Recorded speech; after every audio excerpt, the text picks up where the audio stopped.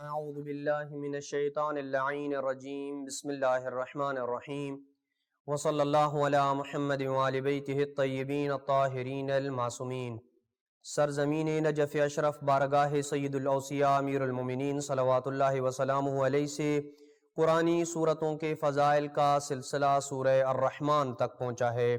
رسول خدا صلی اللہ علیہ وآلہ وسلم ارشاد فرماتے ہیں من قرأ سورۃ الرحمن، جو بندہ سورہ الرحمن کی تلاوت کرے گا، رحم اللہ ضعفہ، اللہ اس کی کمزوری کے اوپر رحم کرے گا، وَأَدَّى شُكْرَ مَا أَنْعَمَ اللَّهُ عَلَيْهِ، جتنی بھی نعمتوں سے اللہ نے اسے نوازا ہے، اس سورت کی تلاوت کی برکت سے گویا اس نے اللہ کی نعمتوں کا شکر ادا کیا ہے۔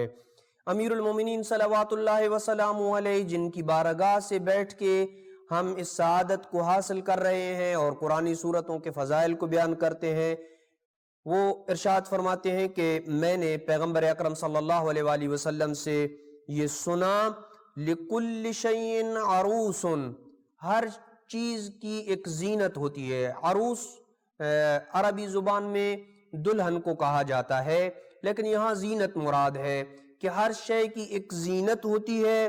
وَعُرُوسُ الْقُرْآنِ سورۃ الرحمن، اور قرآن کی زینت سورہ الرحمن ہے۔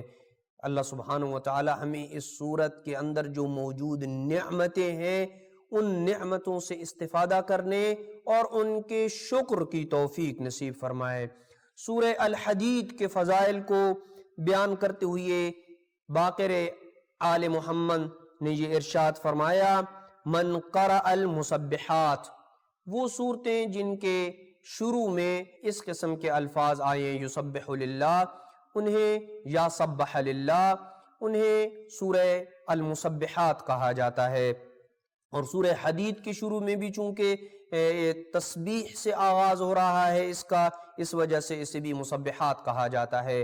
جو بندہ سورہ المسبحات کی تلاوت کرے، ساری مسبحات کی، نہ فقط سورہ الحدید کی بلکہ تمام سورہ المسبحات کی تلاوت کرے، قبل ان ینام، سونے سے پہلے جو بندہ سورہ المسبحات کی تلاوت کرے، لم یمت حتی یدرک القائم علیہ السلام، اس بندے کو اس وقت تک موت نہیں آئے گی یہاں تک کہ وہ اپنے وقت کے امام مہدی عجل اللہ فرجہ الشریف کے ظہور کو اور ان کے زمانے کو درک کر لے۔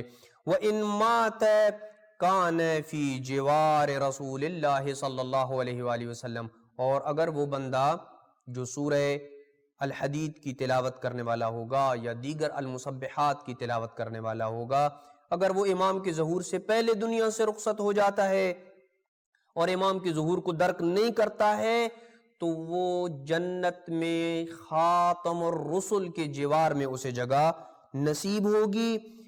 امام جعفر صادق علیہ السلام فرماتے ہیں، من قرأ سورة الحدید والمجادلہ فی صلاة فریضہ وادمنها، جو بندہ واجب نمازوں میں باقاعدگی کے ساتھ اپنی یہ عادت بنا لے کہ سورہ الحدید اور سورہ مجادلہ کی تلاوت کرے گا، لم يعذبہ اللہ حتی یموت ابدا، اللہ سبحانہ وتعالی کبھی بھی موت تک اسے کسی قسم کا کوئی عذاب نہ دے گا۔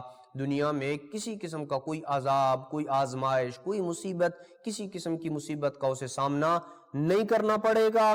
وَلَا يَرَى فِي نَفْسِهِ وَلَا فِي أَهْلِهِ سُوءًا أَبَدًا، نہ ہی وہ اپنی ذات میں اور نہ ہی اپنے اہل و عیال میں کسی برائی کو دیکھے گا۔ وَلَا خَصَاصَةً فِي بَدَنِهِ، اور نہ ہی وہ اپنے بدن میں فقر و فاقہ کو دیکھے گا۔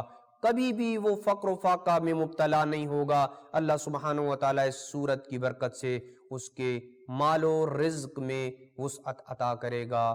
دعا ہے کہ اللہ سبحانہ و تعالیٰ ہمیں سورہ الحدید اور سورہ الرحمن کو پڑھنے، سمجھنے اور اس پہ عمل کرنے کی توفیق نصیب فرمائے۔